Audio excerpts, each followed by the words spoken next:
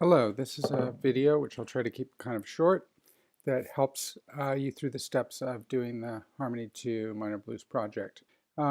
Whether or not I've asked you to perform it live in class, I want you to do your draft or your composition of it in Finale, and that's what I'm going to be talking about with this video. If Finale doesn't work for you because of technical problems or whatever, you can still do it by hand, but you still need to sequence the sound somehow by using Garageband or something. And you need to hand in something that shows your voicings and melody and chord symbols. So I'll go through all that right now. So you're writing a blues and it has to be in a key with 3 flats or 3 sharps or more. I'm going to do this example in F minor with 4 flats because we've already examined a song that's in that key. The first thing you do is write out the blues scale that you will be using for that key. So in this case we would write out an F blues scale. Previous video I went over how to construct an F blues scale, but I'll just quickly review it here. We have a F natural minor scale here. To get the F pentatonic minor pentatonic, we remove scale degree 2 and scale degree flat 6. Now we have an F minor pentatonic. Now we add a flat 5th scale degree to create the blues scale. And now we have an F minor pentatonic. So you write F minor blues scale, 6-note scale. So you write that out.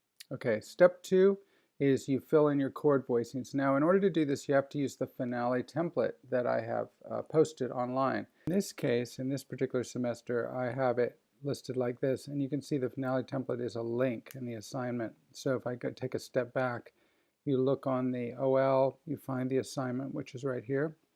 You click on it, and then you get the instructions, and then you can click on this, and you'll notice that it's downloading right there. What just happened is it downloaded here. I would find it in my downloads folder, I'd open it up, and it looks something like this. It looks like a lead sheet. So the way you access the all the staves so that you can put in your voicings and everything is you do Command E, and that changes it into scroll view, and in scroll view you can see all the staves.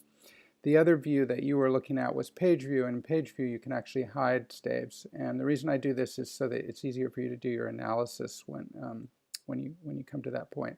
So again, Command E is the view that you want to be using to compose your music. Now this particular project is pre-done in C minor with 3 flats. If you want to use a different key, you can change the key by selecting the first measure, doing Command A to select everything, and then choosing the key signature tool, which looks like this. If you don't see it, go to the window menu and open up Main Tool Palette and Simple Entry Palette. Go to the key signature tool, double click, and then you can go up or down to whatever key you need. So in our case we're doing F minor, and it's changed it to F minor. So there's a few preloaded things here. There's a preloaded drum beat. You don't have to use that, but it's there if you want to. On this staff, you're going to put your bass notes. They can just be fundamental bass notes. It doesn't have to be a fancy bass line. And this is where your voicings are going to go, and this is where your melody is going to go. I recommend you do your voicings first.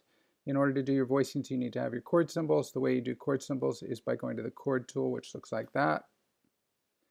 Click on that. Click once, and you'll get the flashing cursor, and then type a capital letter. So in this case, F minor is 1 minor 7.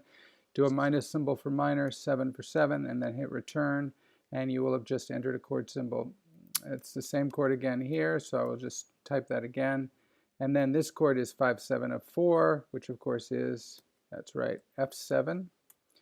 And then you go ahead and fill out the rest of your chords. 4 minor 7, eventually 2 minor 7 flat 5, 5 7 flat. When you're all done with that, then you start doing your voicings. Well, the voicings need to be in 4-way close, and you should have none of your notes should be any higher than this A here. So in fact, it's probably going to sound better if it's a bit lower. So I'm going to put this voicing a little bit lower. You can just physically put in the rest of the notes. If you watch one of my other videos that shows you how to set up shortcuts, you can do it with shortcuts like that. Once you've got the notes in place, you can go to the selection tool by hitting escape, and you can lower them by an octave by hitting 8. And if that's too low, then you can take one note whole note, click on it, and you can move down through a chord by holding down Command and arrow. And you can arrow down through the chord to the note that you want to change. So I'm going all the way down to my low F, and I'm going to put it up an octave by doing Shift arrow. And then if you want to do 9 for 1 voicings when 9 is available, you can feel free to do that. So I'm going to do that. So I'm going to replace the F with a G because that's in the chord scale. And now I have a 9 for 1 voicing. It's in a good range. And I think I will copy that just the way you would with a word processor, Command C and Command V. And I have it there, and I will copy it again here because it's the same chord and the same chord. And then here I would have to use a different chord. I would have to spell an F7. So think about how that would be different from an F minor 7. Then you would remember Command arrow down through the chord till you get to the note you have to change. Hit that and it changes it to an A natural. And now I have my chords correct so far. Then I make sure all my bass notes are correct. Of course, so far it's just nothing but F. You can write a more fancy bass line if you want to, but you don't have to. And then at this point, I have sketched in my chords, and I could just go to the end of the project and have them all sketched in before I try to write my melody. Let's talk a little about playback. When you play back from Finale, you can go to the window and choose the playback controls. And within this control window, if you click the little triangle here, it opens up more options. I would recommend keeping human playback off. You can do swing if you want. There's your tempo, up or down, and that's probably the only things you need to change. You might want to change it to leftmost measure so that it always starts whatever the leftmost measure is showing in your window, and you can put end of piece there if you want. By simply clicking the play button, and it will start.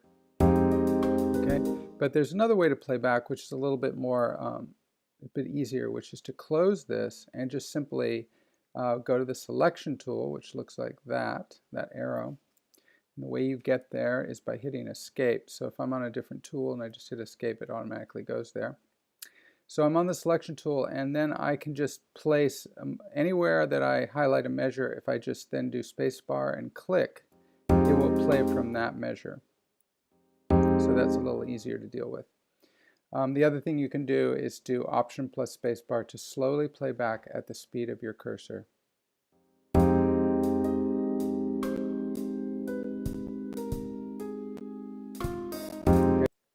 Okay, that's playback. Okay, so now it's time to form our melody. Well, if you watched the previous video, we went over the whole thing about how to construct a blues melody. So what I would do is, if you're going to use lyrics, try to write something that fits the rhythm of your lyrics.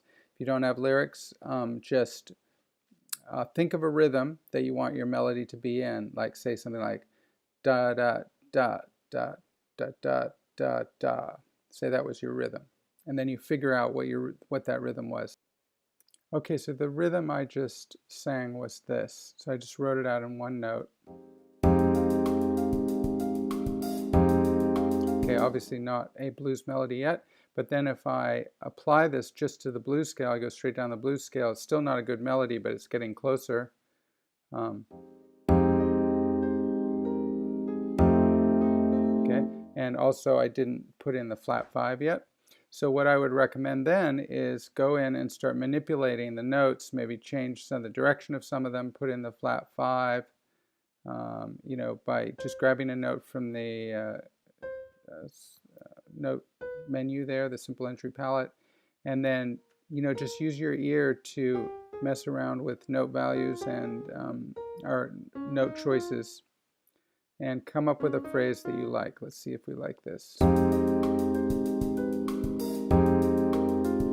Okay, that's not a bad phrase right there, so that could be my opening phrase. And then my second part of the phrase would be, of course, silent, because you want to leave space, like I talked about in the other video. So phrase, okay, and then if I want to keep using the drums, I just copy them over, and I've got my first phrase. Then the next thing is I would just simply repeat those notes, the notes only, which you can only do, you have to, if you want to copy just the notes, you could either just re-put them in, or you can use this thing called the filter, which is under the edit menu, use filter, and then edit filter, and you can just say none, and then just choose only what you want to copy. So say only the notes, Then when you copy, it'll just be them. You won't mess up all your chords and stuff. And now, oh, actually, I don't want to copy those. I want this to be silenced, but I would put it here on my second phrase. That's where I would copy them to. And then finally, when I get to my third phrase, that's where I would do something different, an answer. So again, I went over all this in the previous video. And this is really just to show you how to complete it in finale. So now imagine this is all done. I've got all my chords, all my drums. Then if you hit Command E, it will look like this. And it will still play back the full thing if you click down low here and you do spacebar click. So all the elements are there, all the chords underlying this, which you can't see, are correctly spelled. They all sound right. And it exemplifies the AAB structure. All the chords are spelled right. There's some 9-for-1 voicings with correct 9 tensions, available tensions, and so on. And here's what it sounds like.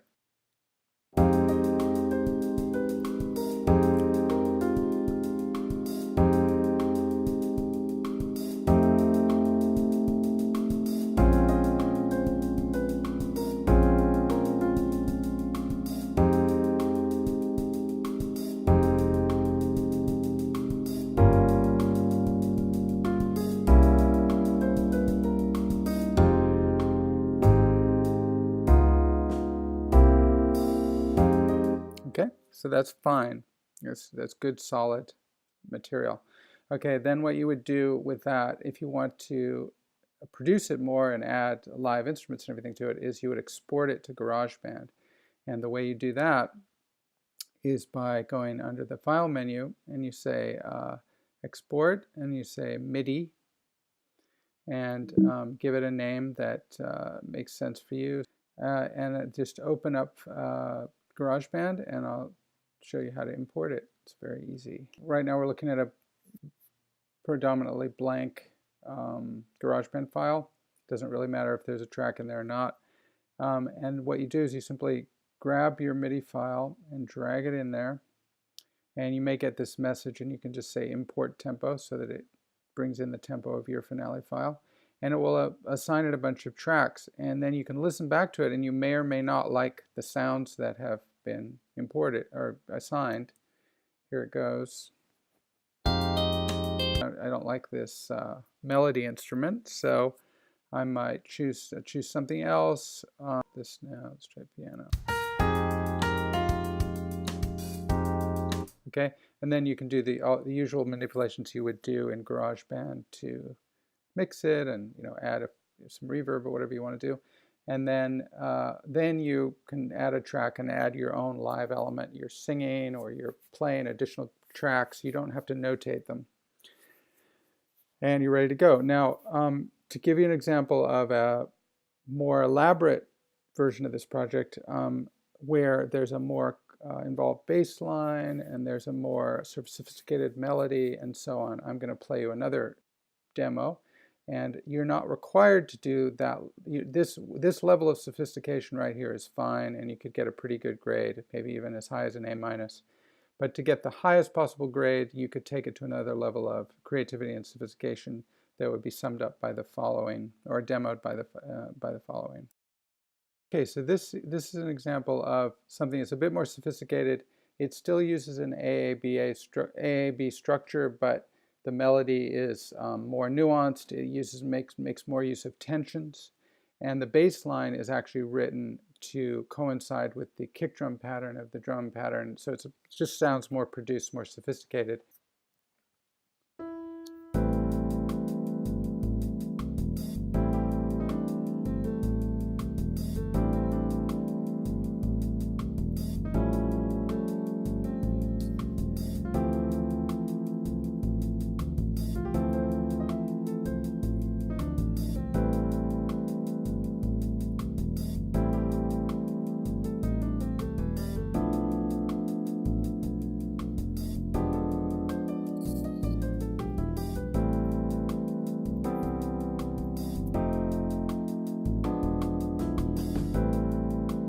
Okay, so that's just a final example of using more sophisticated involved melody and bass line and so on. Again, not required, but there is something for you to shoot for if you want to do it.